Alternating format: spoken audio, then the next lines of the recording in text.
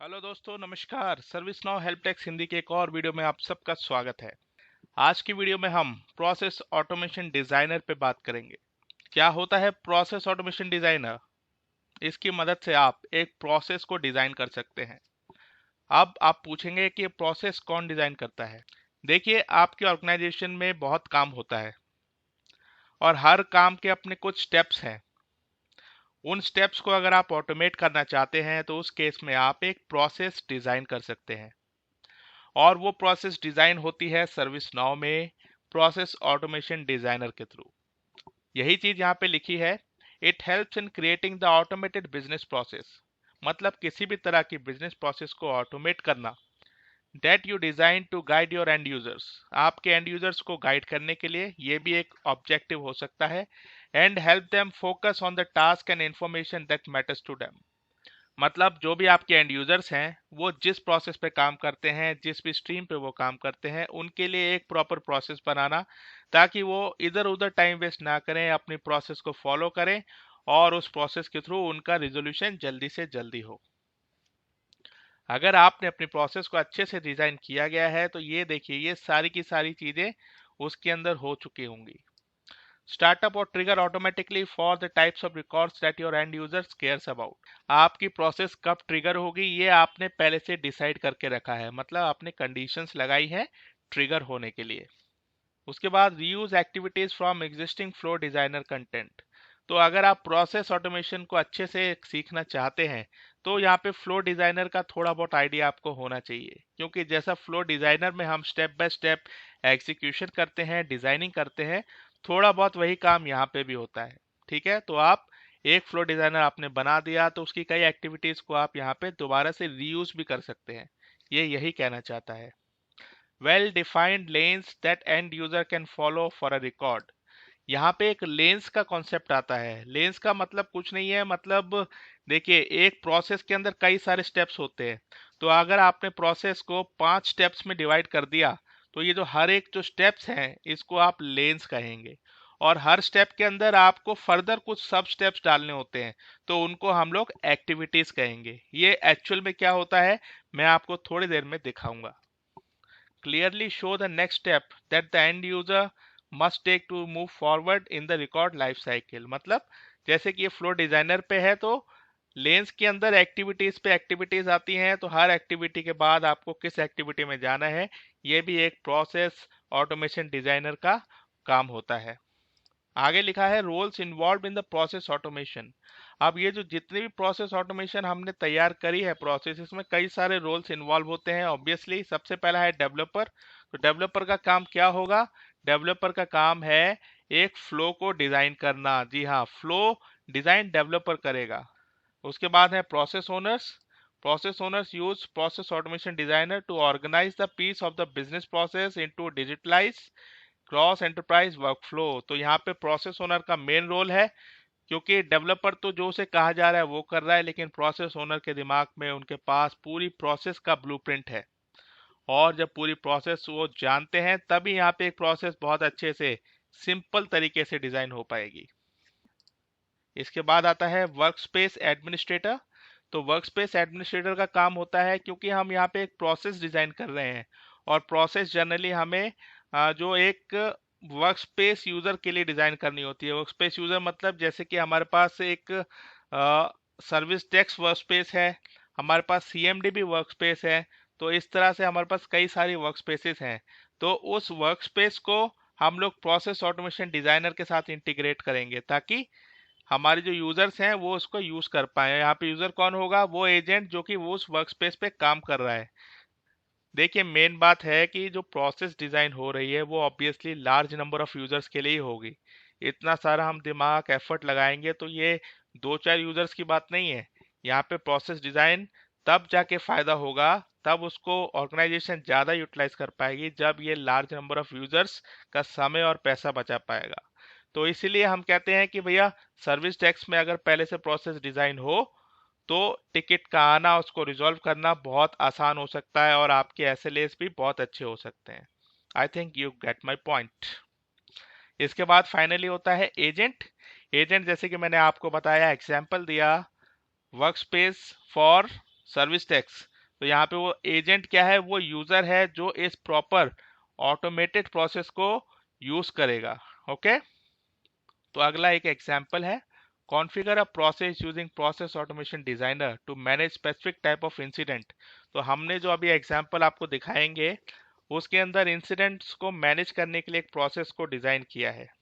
तो यहाँ पे हमने एक प्लेबुक बनाई है जो कि रन करेगी इंसिडेंट क्रिएट होते ही। उसके अंदर इंस्ट्रक्शंस होंगे एजेंट के लिए, जिससे कि वो इन्फॉर्मेशन को अच्छे से गैदर कर पाए और इमीडिएटली यूजर को नोटिफाई कर पाए।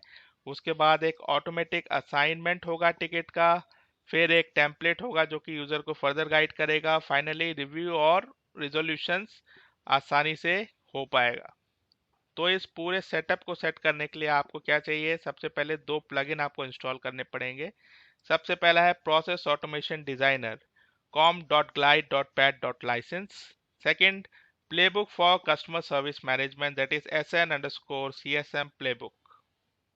इसके बाद हमें प्रोसेस क्रिएट करनी है, फिर प्रोसेस को एक्टिवेट करना है, फिर फाइनली वर्क स्पेस में जाके यूजर्स को यानी एजेंट्स को उसको यूज करना है। तो चलिए ये सारे ज्ञान के बाद अब सीधे डेमो देख लेते हैं। तो यहाँ पे सबसे पहले हम जाएंगे एजेंट वर्कस्पेस पर। So this is agent workspace, click on it. इस तरह से कुछ एक एजेंट वर्कस्पेस दिखता है। ये आउट ऑफ बॉक्स है, डेमो है। यहाँ पे क्लिक कीजिए लिस्ट पर, तो मैं जाऊंगा इंसिडेंट्स पर, क्लिक ऑन ओपन। ये पूरी लिस्ट आपके सामने ओपन हो गई। Click on new. इंसिडेंट की बेसिक डिटेल्स यहाँ पे देंगे, कॉलर, कैटेगरी यही है। इसके बाद सब कैटेगरी इंटरनल एप्लीकेशन। यहाँ पे शॉर्ट डिस्क्रिप्शन हमें यही देना है क्योंकि यही हमारी ट्रिगर कंडीशन है। कहाँ पे ये ट्रिगर कंडीशन हमने दी है वो थोड़ी देर में मैं आपको दिखाऊंगा। Click on save. तो यहाँ पे देखिए सेव करते ही ये सेक्शंस हमारे सामने आ गए, और जो सेक्शन मैं आपको दिखाना चाहता हूँ वो है प्लेबुक। तो यहाँ पे हम ये देखेंगे कि किस तरह से इस प्रॉपर इंसिडेंट को, इस प्रॉपर सिनेरियो को मैनेज करने के लिए एक प्लेबुक डिजाइन की गई है, और बेस्ड ऑन उस प्लेबुक अब हम धीरे धीरे आगे बढ़ेंगे। तो इस प्लेबुक में आप देखिए 3 लेन्स हैं, हर लेन के अंदर कुछ ना कुछ काम है, ठीक है। और डिटेल में अभी थोड़ी देर में मैं आपको लेन्स दिखाऊंगा, लेकिन फिलहाल इसको आगे बढ़ते हैं। तो सबसे पहली लेन है जिसका नाम है सर्विस ऑफरिंग आइडेंटिफिकेशन। तो इस सर्विस ऑफरिंग आइडेंटिफिकेशन में यहाँ पे देखिए 2 चीजें हैं। सबसे पहला है इंस्ट्रक्शन, जिसमें लिखा है read incident details and notify user. मतलब यहाँ पे ये इंस्ट्रक्शन हमें गाइड कर रही है कि जल्दी से जल्दी आप यूजर को नोटिफाई कीजिए। जैसे ही एजेंट यूजर को नोटिफाई कर देता है वैसे वो इसको कंप्लीट कर सकता है, मार्क कंप्लीट। आपने अगर गाइडेड सेटअप देखे होंगे तो वो भी कुछ इस तरह से आपको लगे होंगे, राइट।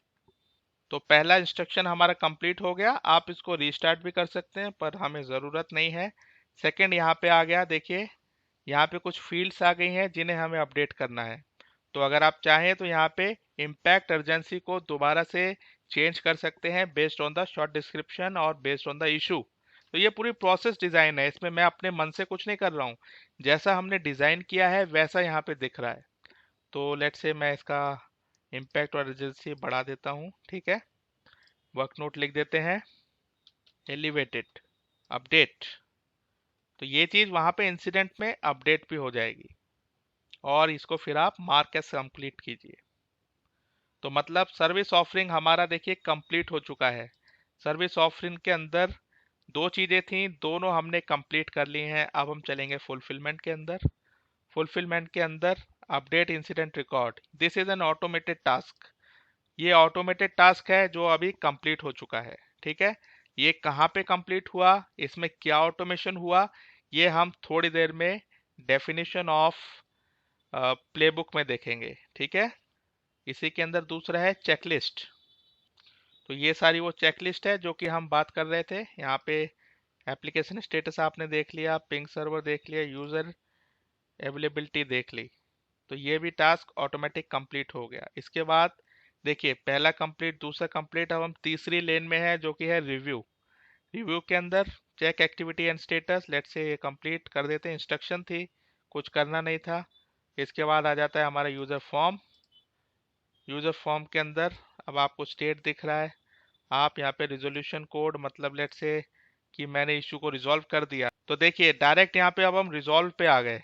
हमने जो इंसिडेंट के साथ कोई डिटेल नहीं करी, कुछ इंसिडेंट फॉर्म ओपन नहीं किया, सारा कुछ बहुत ही आसानी से शॉर्ट टाइम में यहाँ पे मैनेज हो गया। इसको सॉल्व वर्क अराउंड, तो सारा का सारा इंसिडेंट बहुत आसानी से यहाँ पे मैनेज हमने कर दिया। अपडेट हो गया है। अब इसको मार्क एस कंप्लीट कीजिए। तो देखिए पूरी की पूरी प्लेबुक खत्म हो चुकी है। अगर हम इंसिडेंट पे आए, इसको रीलोड करें, तो देखिए हमारा इंसिडेंट ऑलरेडी रिजॉल्व हो चुका है, राइट। तो हमने इंसिडेंट में कुछ नहीं किया, सारा कुछ हमारी प्लेबुक ने किया। तो यही है एक पूरी प्रोसेस को डिजाइन करना। आपने एक स्पेशलाइज्ड इशू को पकड़ा, उस इशू को आपने बहुत अच्छे से हैंडल किया और कम समय में हैंडल किया, विद मोर प्रिसीजन हैंडल किया। तो यही चाहिए सर्विस डेस्क से, राइट। तो ये एक बहुत ही बेहतरीन एग्जाम्पल था। तो चलिए अब हम आपको दिखाते हैं प्रोसेस कहाँ पे हमने डिजाइन की थी। तो इसके लिए हमें जाना पड़ेगा प्रोसेस ऑटोमेशन डिजाइनर पे, क्लिक ऑन इट। आज के वीडियो में मैं केवल इसको डेमो कर रहा हूँ, मैं नई क्रिएट नहीं कर रहा हूँ, लेकिन अगला जो वीडियो होगा उसके अंदर मैं आपको एक प्रोसेस डिजाइन करके दिखाऊंगा। क्योंकि फिलहाल आपको सारी की सारी यूटिलिटीज को समझना जरूरी है। जब हम ये समझ जाएंगे तो क्रिएट करना आसान होगा। तो यहाँ पे आप क्लिक करके एक नई प्रोसेस डिजाइन कर सकते हैं। जो हमने बनाई थी वो ये है, इंटरनल एप्लीकेशन प्लेबुक। क्लिक कीजिए, इस तरह से ये ओपन होगा। तो देखिए जैसे कि मैंने आपको बताया था उसके अंदर 3 लेन थी, service offering, fulfilment and review. तो यहाँ भी आपको वही 3 लेन दिख रही हैं, service offering, fulfilment and review. ठीक है, आप चाहे तो और लेन्स ऐड कर सकते हैं, बहुत ही सिंपल है। क्लिक ऑन ऐड लेन, जितनी नंबर चाहें आप क्लिक करके नई नई लेन्स ऐड कर सकते हैं। हर लेन के अंदर इस समय दो दो एक्टिविटीज थी। सबसे पहला इंस्ट्रक्शन यही था, राइट। उसके बाद यूजर फॉर्म था, आप चाहें तो और एक्टिविटी ऐड कर सकते हैं।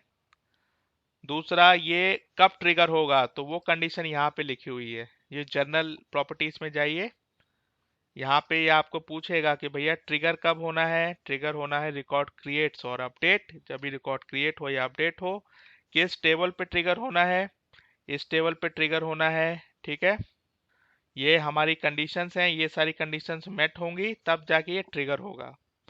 तो ये है एक्टिविटीज ट्रू, कैटेगरी इंक्वायरी, सब category internal application, short description, application not working. ठीक है, तो यही सारी कंडीशंस जैसे उस पर अप्लाई हुई तो हमारा ये एक्टिवेट हुआ, क्या, इंटरनल एप्लीकेशन प्लेबुक। ठीक है ना। तो आप ये देखिए यहाँ पे एक और चीज देखने लायक है, क्लिक कीजिए एक्टिविटी पे। तो जिस तरह से फ्लो डिजाइनर के अंदर एक्टिविटीज आती हैं वही सारी एक्टिविटीज यहाँ पे आ रही हैं, ऑलमोस्ट काफी उससे मिलता जुलता है। तो इसी तरीके से हम जो चाहे वो एक्टिविटी ऐड कर सकते हैं। फिलहाल हमने इंस्ट्रक्शन डाली थी तो ये रही इंस्ट्रक्शन। इसके बाद हमने डाला था यूजर फॉर्म, तो यूजर फॉर्म भी यहाँ पे है। ठीक है, तो इस तरह से हम लोग n नंबर ऑफ एक्टिविटीज डाल सकते हैं।